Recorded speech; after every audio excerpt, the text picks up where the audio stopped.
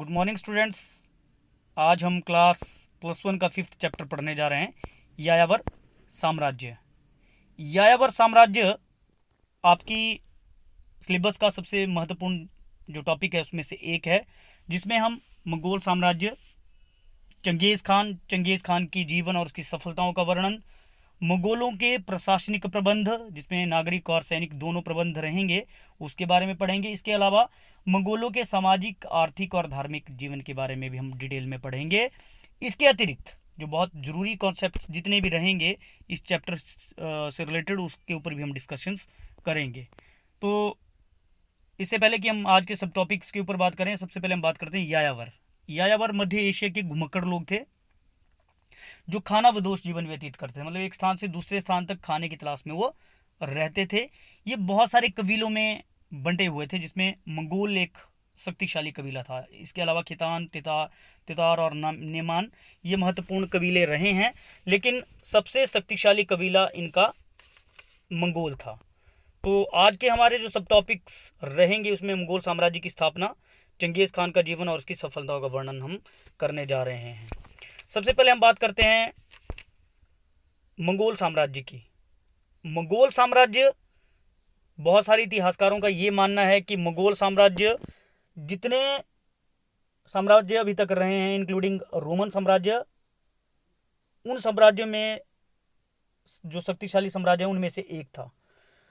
तो एक विस्तृत और विशाल साम्राज्य, आप देख सकते हैं कि बहुत सारा क्षेत्र इस साम्राज्य में सम्मिलित था, जिसमें दक्षिण पूर्वी एशिया के बहुत सारे देश, रसिया पूरा, चाइना का क्षेत्र, इसके अलावा मध्य एशिया जिसमें अफगानिस्तान, ईरान, इराक, सीरिया, और इसके अलावा यूरोपीय क्षेत्र जिसमें हंगरी और बेल्जियम महत्वपूर्ण थे, उस पर अधिकार कर लिया था चंगेज़ खान ने और एक बहुत बड़े साम्राज्य की स्थापना की थी। बहुत सारे इतिहासकारों का यह मानना है कि टोटल भूमि के 22% भाग पर, जो टोटल भूमि थी उसके 22% भाग पर चंगेज़ खान ने अपना अधिकार कर लिया था।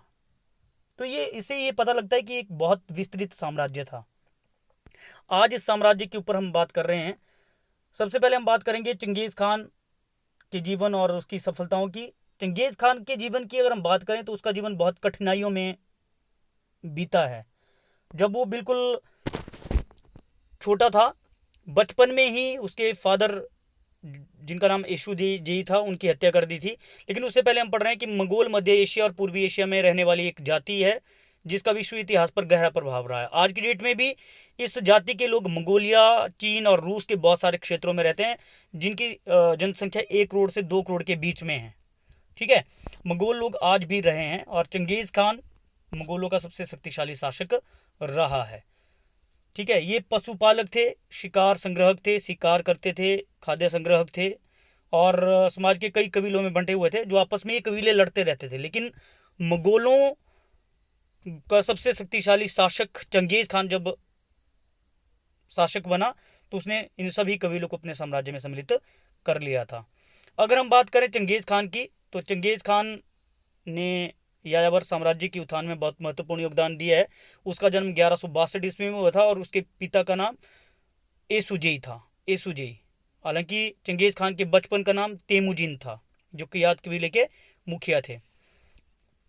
कियात कबीला उसमें बहुत प्रसिद्ध कबीला था। उसकी माता का नाम ओलिन इक्के था और बोर्टे उसकी पत्नी का नाम था।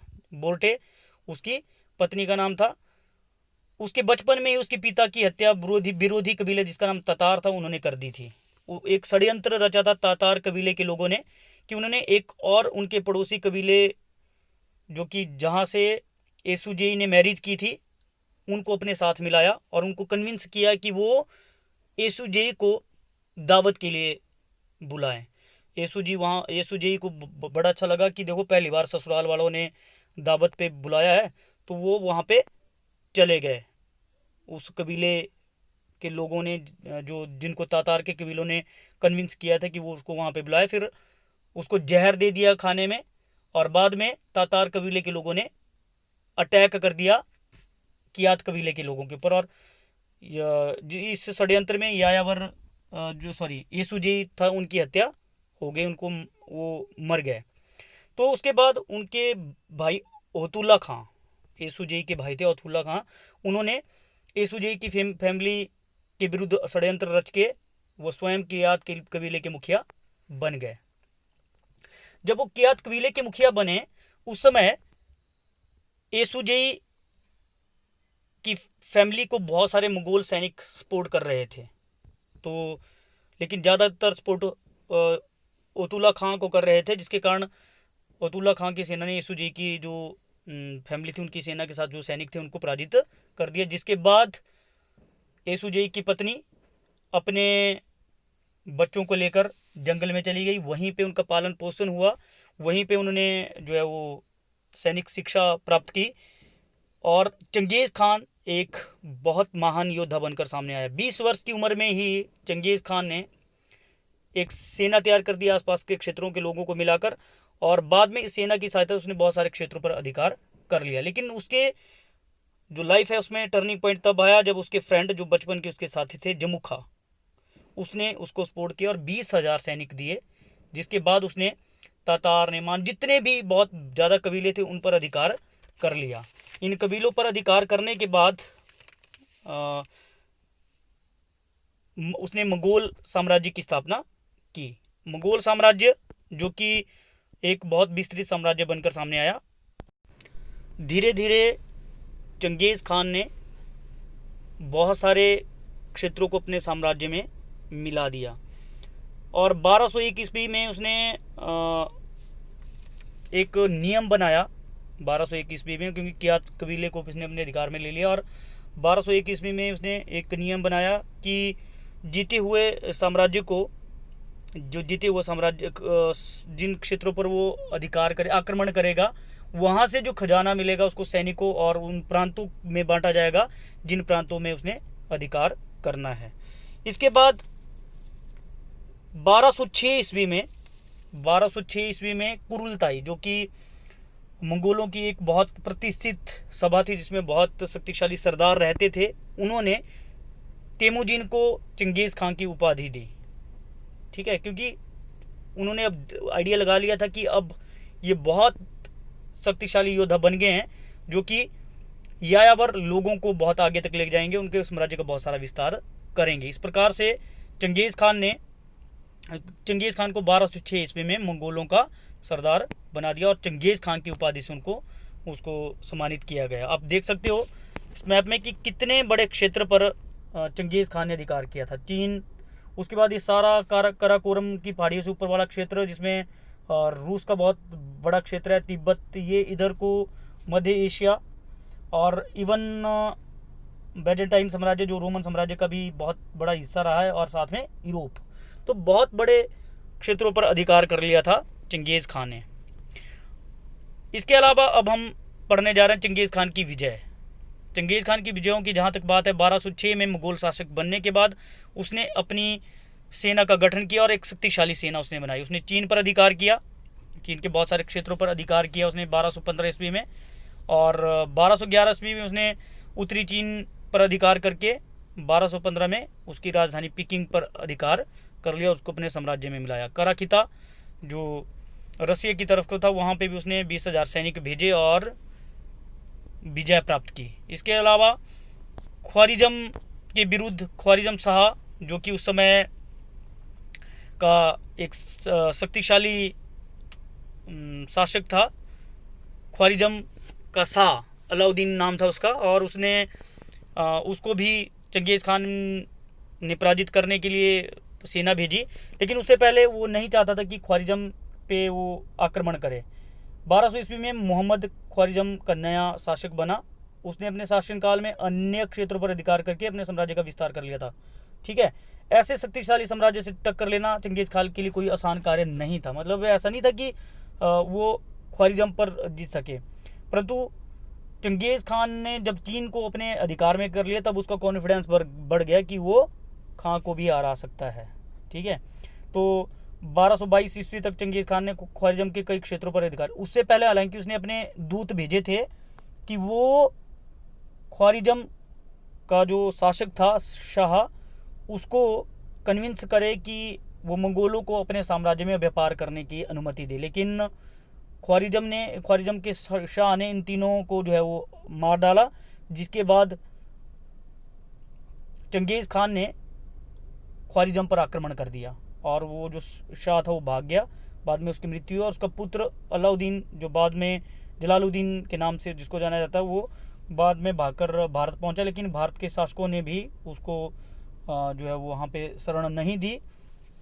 उस समय इल्तुतमिश भारत का शासक था जब वो भारत पहुंचा था, लेकिन उसने जलालुद्दीन को शरण नहीं दी और चंगेज़ खान उसका पीछा करते हुए भारत पहुंचा, लेकिन गर्मी ज़्यादा होने के बाद वो फिर से वापस मंगोलिया वापस चला गया था। इसके बाद हम बात करते हैं मंगोल प्रशासन प्रबंध की। मंगोल प्रशासन प्रबंध की अगर हम बात करें तो मंगोल ऐसा माना जाता है कि वो शक्तिशाली शासक तो थे ही थे, लेकिन प्लानिंग भी उन्होंने बड़े अच्छे तरीके से की थी, क्योंकि उन्होंने खासकर चंगेज़ खान ने सैनिक और नागरिक प्रशासन में बहुत महत्वपूर्ण योगदान दिया था। सबसे पहले हम अगर नागरिक प्रबंध की बात करें तो खां इसमें सबसे शक्तिशाली था। खां की अगर हम बात करें, खां मतलब कि जैसे चंगेज़ खान की अगर हम बात कर रहे हैं तो चंगेज़ खान सबसे शक्तिशाली उस समय था। सारी शक्ति उसके हाथ में थी, असीमित शक्ति थी उसके हाथ में, और सारी सेना उसके अधीन थी, सब उसकी आज्ञा का पालन करते थे। सभी अधिकारियों की नियुक्ति उसके द्वारा की जाती थी, उसके मुख से निकले हुए शब्द कानून बनते थे। और हालांकि वह बहुत शक्तिशाली था, फिर भी क्रूरताई के द्वारा उस पर बहुत सारे जो थे वो अंकुश लगाया हुआ था, बहुत सारे तरीके से उसको कंट्रोल किया हुआ था। तो पहला था खां की स्थिति। दूसरा इसमें बात करते हैं हम उलूस, जो सबसे महत्वपूर्ण है इसमें। उलूस मंगोल प्रशासन की एक उल्लेखनीय इकाई थी जिसकी स्थापना चंगेज़ खान ने की थी। तो उलूस की स्थापना किसने की थी? चंगेज़ खान। ये क्वेश्चन एग्जामिनेशन में था कि उलूस से क्या अभिप्राय है।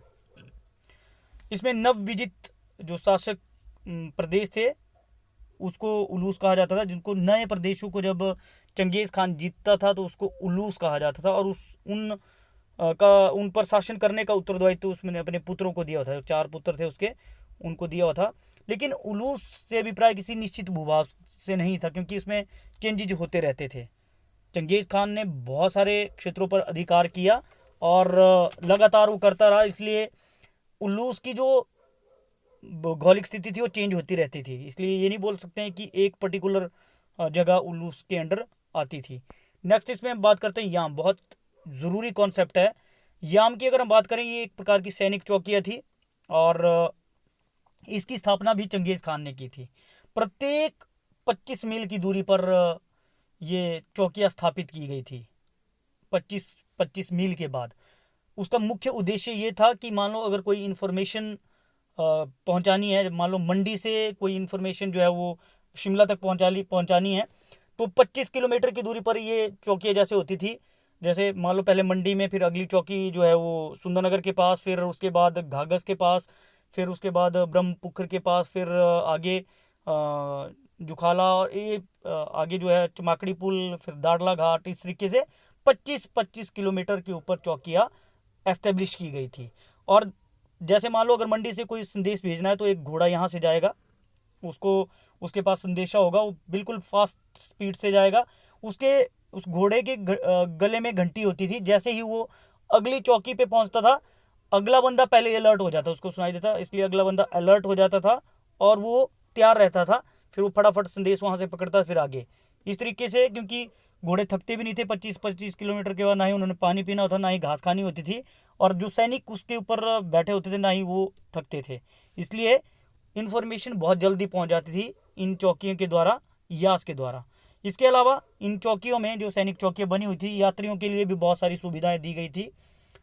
यात्रियों के लिए खाना रहना यहाँ पे रहता था। तो उनका किस तरीके से जो है वो यात्रियों को सरकार की ओर से सुविधाएं दी जाती थी। वो एक पास होता था पैजा, जिसको पैजा कहा जाता था। उस पैजा या उस पास के आधार पर ही इन सैनिकों को सुविधाएं वहाँ पे दी जाती थी। तो अगला जो कॉन्सेप्ट हमारा वो है पैजा। ये एक प्रकार के पास थे जिसे चंगेज़ खान के शासनकाल में लागू किया था, और ये 3 धातुओं के बने होते थे। सोने के होते थे, चांदी के होते थे और लोहे के होते थे। और इन्हीं धातुओं के जो पास होते, इन्हीं के आधार पर उनको जो है स्पेसिफिक फैसिलिटीज़ दी जाती थी। जैसे सोने के पास यात्री और विदेशियों को दिए जाते थे खां के द्वारा, डायरेक्ट दिए जाते थे ये चंगेज खां के द्वारा। अधिकारियों तथा व्यापारियों के पास चांदी के पास होते थे, बाकी आम लोगों के पास जो है वो लोहे के पास होते थे। ये पास उनके माथे पर बंधे होते थे, जैसे याम में पहुंचते थे और उसी प्रकार की सुविधा उनको वहाँ पे मिलती थी। नेक्स्ट है यास, ये भी बहुत महत्वपूर्ण है। मुगल प्रशासन चलाने में याम, यहाँ पे अपने याम कर लेना है, यास की जगह याद लिखा हुआ है, यास यास लिखना है आप लोगों ने यहाँ पे। यास ने महत्वपूर्ण भूमिका निभाई। 1206 ईस्वी में कुरुलताई के द्वारा जो है वो कुछ नियम पारित किए गए थे और 1218 ईस्वी में इसे अंतिम रूप दिया गया। ये सारा सेना के लिए था, जिसमें शिकार, डाक प्रणाली, नैतिक और सामाजिक व्यवस्था से संबंधित थे। ये ज़्यादातर जो थे वो मंगोल जनजाति परंपराओं के आधार पर ही आधारित थे। तो नागरिक प्रशासन में सबसे पहले हमने पढ़ा खां की स्थिति। खां बहुत सुदृढ़ था, सारी शक्ति उसके पास थी, लेकिन कुरुलताई उसे कंट्रोल करती थी। दूसरा इसमें हमने पढ़ा उलूस। ये एक प्रणाली थी जो कि नवविजित प्रदेशों से रिलेटेड थी, जो जिसके ऊपर चंगेज खां के पुत्र जो थे वो अधिकार करते थे। उलूस में शांति और व्यवस्था को बनाए रखना, प्रशासन को चलाना, ये सारा चंगेज खां के पुत्रों का काम था। लेकिन ये नवविजित जो राज्य थे इनकी या उलूस की जो स्थिति एक जैसी नहीं रहती, उसमें चेंजेस होते रहते। उसके बाद हमने बात की याम की। याम एक प्रकार की सैनिक चौकी थी, ये भी हमने बात की। याम एक प्रकार की ये सैनिक, ठीक है। और इसके बाद हमने बात की पैजा, एक प्रकार के पास थे, और यास जो विधि नियम थे या नियम थे जो कि सैनिकों के लिए बनाए गए थे। तो ये होगा हमारा नागरिक प्रबंध। उसके बाद हम बात करते हैं सैनिक प्रशासन प्रबंध की। तो मुगल मंगोल या फिर चंगेज खान की विजय का सबसे महत्वपूर्ण कारण था मंगोल सेना, जो कि बहुत शक्तिशाली थी, और इसी सेना की बदौलत चंगेज खान इतने बड़े साम्राज्य को अपने अधीन करने में कामयाब रहा। तो उसने बड़े अच्छे तरीके से स्ट्रेटेजी तैयार की थी। एक तो उसकी सेना में सभी कबीलों के लोग थे, जिसके कारण कि ये सेना बहुत शक्तिशाली थी। और जहाँ तक इस सैनिक प्रशासन की मुख्य विशेषता, उसमें सबसे पहले बात करते हैं हम भर्ती। तो चंगेज खान के समय सभी स्वस्थ व्यक्तियों को सेना में भर्ती होना अनिवार्य था, जिसमें केवल पुरोहितों और विद्वानों को इसमें छूट थी। डॉक्टर लोगों को भी इसमें छूट थी कि वो भी सेना में भर्ती। दूसरा था संगठन। 10 प्रणाली का प्रयोग किया गया था सेना के संगठन के लिए, जिसमें 10, 100, 1000 और 10,000 सैनिक थे। 10 सैनिकों की इकाई को प्लाटून, 100 सैनिकों की इकाई को कंपनी, 1000 सैनिकों की इकाई को ब्रिगेड तथा 10,000 सैनिकों की इकाई को तुमन कहा जाता था। इस तरीके से 10, 100, 1000 और 10,000 में ये सैनिक टुकड़ियां बंटी हुई थी। रचना की बात करें, सभी मैंने अभी बताया कि सभी जनजातियों के लोग इसमें सम्मिलित थे, और जिनको अपनी सेना अपने साम्राज्य में सम्मिलित करता था उनको सेना में भी भर्ती करता था चंगेज खान। नेक्स्ट इसमें है प्रशिक्षण, जो हमने पहले भी पढ़ा इसमें कि जब जंगल में थे तो प्रशिक्षण उसने अपने सैनिकों को दिया, और यही कारण था कि मुगल सैनिक जो बहुत शक्तिशाली थे। अनुशासन की बात करें, चंगेज खान की सेना में बहुत अनुशासन था। उसने बहुत सारे नियम बनाए हुए थे, जैसे युद्ध के आरंभ होने से पूर्व जितने भी लोग छुट्टी पे गए उन्हें एकदम से वापस आना होता था और रिपोर्ट करना होता था। और सैनिकों के लिए अपने अधिकारियों का आदेश मानना बहुत आवश्यक था। कोई भी सैनिक अपने अधिकारियों की अनुमति के बिना लूटपाट नहीं कर सकता था। तो ये उसका मिलिट्री हम बात कर सकते हैं कि मिलिट्री जो प्रशासन था, एडमिनिस्ट्रेशन था, उसकी कैरेक्टरिस्टिक्स हमने पढ़ी। तो एक बार फिर से मैं फटाफट से रिकैप्चुलेट करता हूँ। चंगेज खान, बचपन का नाम तेमुजिन, फादर का नाम एसुजेई, और पत्नी का नाम बोर्टे, माता का नाम ओलिन इक्के था। 1206 ईस्वी में चंगेज खान को मंगोलों का शासक बनाया गया। मंगोल उसे तेमुजिन को जो है चंगेज खान की उपाधि कुरुलताई के द्वारा दी गई और उसे मंगोल सम्राट घोषित किया गया, जिसके बाद उसने बहुत सारी विजय प्राप्त की, जिसमें चीन की विजय, कराखिता की विजय और ख्वारिजम शाह को उसने पराजित किया। ख्वारिजम शाह उस समय का महान एक शासक था, जिसका जो क्षेत्र है वो यूरोप तक फैला हुआ था। ठीक है। उसके बाद हमने बात की सैनिक प्रशासन प्रबंध की। सैनिक प्रशासन प्रबंध में हमने सबसे पहले बात की भर्ती के बाद हमने बात की संगठन रचना उसकी कैसी थी। संगठन में हमने पढ़ा कि 10 प्रणाली, 10, 100, 1000 10,000 सैनिक, उसके बाद प्रशिक्षण और अनुशासन। लेकिन सबसे इम्पोर्टेंट जो कॉन्सेप्ट इसमें हमारा है वो है नागरिक प्रबंध, जिसमें सबसे पहले हमने बात की खां की स्थिति, उसके बाद दूसरा उलूस, याम, पैजा और यास। ये छोटे छोटे क्वेश्चन एग्जामिनेशन में भी आते हैं। तो जैसे मान लो क्वेश्चन आ जाएगा 3 नंबर का कि याम से क्या अभिप्राय है, यास से क्या अभिप्राय है, पैजा से क्या अभिप्राय है। इस तरीके से भी क्वेश्चन आता है कि चंगेज खान के नागरिक प्रबंध का वर्णन करो। तो अब आपने खां की स्थिति, उसके बाद उलूस, याम, यास और पैजा। अगर नागरिक सैनिक प्रबंध आता है तो भर्ती, संगठन, 10 प्रणाली वाला, उसके बाद प्रशिक्षण, अनुशासन और रचना। ठीक है, ये आपने कर लेना है। तो आज के लिए बस इतना ही। बाकी मैंने आपको जो आपकी वर्कशीट है उसमें भी क्वेश्चन भेजे हुए हैं, तो आप लोगों ने ये कर लेना है। और ये ज़रूर आप लिखें कि आपको वीडियो कैसी लगी है, कमेंट करें ज़रूर कमेंट बॉक्स में। और अगर आपको अच्छी लगी है तो लाइक करें, सब्सक्राइब करें चैनल को, ताकि हमारा कॉन्फिडेंस बढ़ता चले। Thank you and have a nice.